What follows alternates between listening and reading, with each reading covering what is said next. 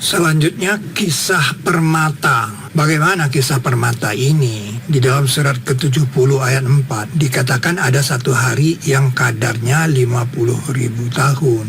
Naik malaikat dan ruh kepadanya dalam satu hari adalah kadarnya 50.000 tahun. Kalau kita membuat 50 titik dalam suatu lingkaran, jarak antara dua titik harganya 1000 tahun. Ini 50 titik dalam sebuah lingkaran. Kita zoom, nah jarak antara dua titik ini 1000 tahun.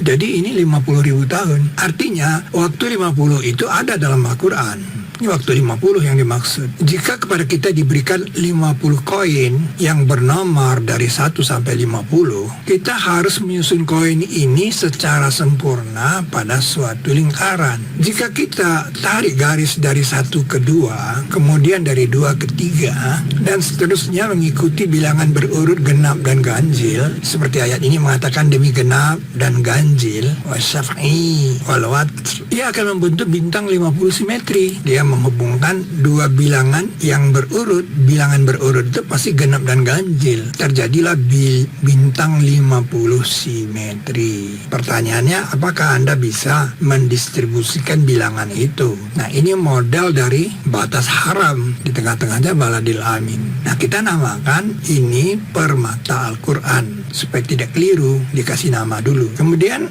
kita tahu bahwa ada 30 set huruf yang mengawali surat Al-Quran. 29 di 29 surat, kecuali di surat ini, surat ke-68 ini, nomornya ini nomor suratnya tidak pernah lebih dari 50 kecuali yang ini. Nah, jadi ini saja, ini yang 28 surat ini sampai 50 saja. Nah, ini menarik, pasti ini ada hubungannya dengan waktu 50. Kalau kita susun secara matrik seperti itu dia. Yang jadi pertanyaan kan, mengapa dia susun seperti ini? Artinya kenapa 1 tidak, kenapa 8 tidak, 39 tidak gitu. Itu jawabnya supaya di sini nanti 39 tidak, 8 tidak, itu supaya ini jadi 3. 1 tidak supaya ini jadi 2. Lalu permata Al-Quran ini dipasangi huruf muqatta'ahnya yang tidak lebih dari 50 itu. Misalnya surat ke-20 kan dibuka huruf nih, kita pasang sini nih Toha. Surat 27 ini kan dibuka nih Tosin. Ini kan surat 46 dibuka huruf nih Hamim.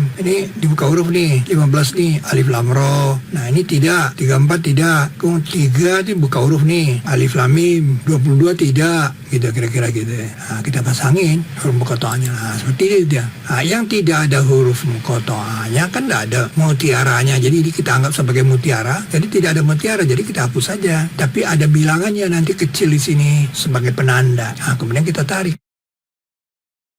Ini yang kita sebut permata sholat, karena ada rumus sholat di sini. Nah, bilangan ini nih, yang merah ini dimulai dari surat batu ini 1 kan, 1, 3 kan, 1, 1, 3, kemudian 2 kan. Nah, bilangan itu terjadi karena susunan surat tadi. Contohnya ini tadi, mengapa ini 3? Itu karena 39 dan 8 tidak dibuka huruf. 8 tidak dibuka huruf. Kalau dibuka huruf kan dia ada mutiara di sini kan. Dia tidak dibuka huruf, jadi dia garis saja di sini. 3 lah ini. Jadi bilangan ini muncul karena susunan surat yang dibuka huruf. Bilangan itu satu putaran ini kan. Habis dibagi 19. Bilangan sepanjang ini Anda bisa bayangkan. Selama ini kita nggak lihat nih bilangan ini. Nah, itu lambang dari tawaf karena satu putaran kan. Berarti itu tawaf. Bayangkan di permata sholat itu ada model tawaf. Ya, ayatnya mengatakan dan mereka tawaf di rumah tua itu. Di ayat 29 surat Hajj. Waliyat tawafu bil baitil atiq.